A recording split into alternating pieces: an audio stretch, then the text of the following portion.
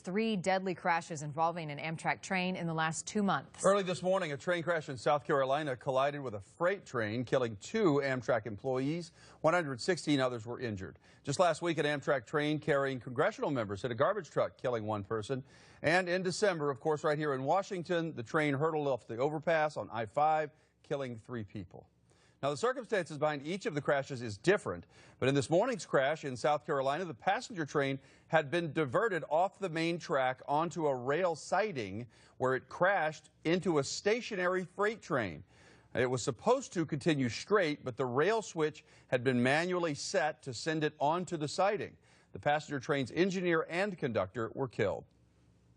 We have a signal specialist that will be looking at the signals that govern train operations, those wayside signals that red lights, green lights, yellow lights, whatever they happen to be.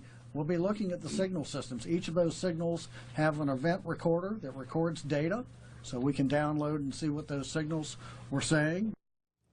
Experts are now reviewing the video that was taken from inside the engine of the Amtrak train. So Amtrak passengers today in Seattle all agreed that more needs to be done to keep passengers safe, but still they're not letting worry keep them from buying an Amtrak ticket. Tadevik Kaprikian was down at the station today speaking with the passengers. So what they have to say? Well, we spoke to several people at the King Street station in Seattle today who were about to board an Amtrak train. They all said they were shocked to hear of another Amtrak train crash, but everyone we spoke to said they still feel safe on the train.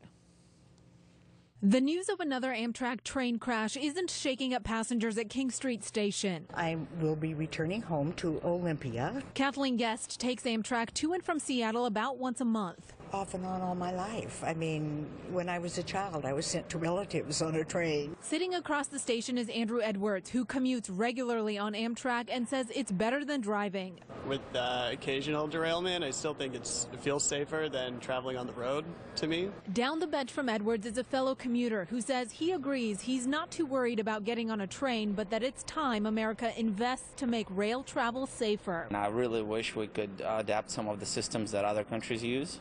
And, you know, their technology and everything else, and I think we can afford it, and I think we should. The cost is what attorney Jim Vucinovich says has kept that from happening. In my opinion, that's money and priorities. Vucinovich, who's represented people injured in train collisions for more than 30 years, says this morning's crash was avoidable. We would not accept this if this was air travel. He says America is one of the only countries allowing passenger and freight trains to share tracks, which caused the South Carolina collision. We made a mistake long ago when we allowed our passenger rail service, which travels at much higher speeds, much lighter trains, to then be routed and share the tracks with freight trains.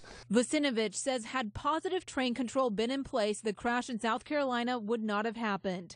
The GPS-based technology is designed to automatically slow or stop trains if an object is in the way or a train is going too fast. Come to the point where we have to make those investments in this infrastructure. Trusting for that investment to come, for this lifelong train commuter, she isn't so sure about it. Trust is a big word.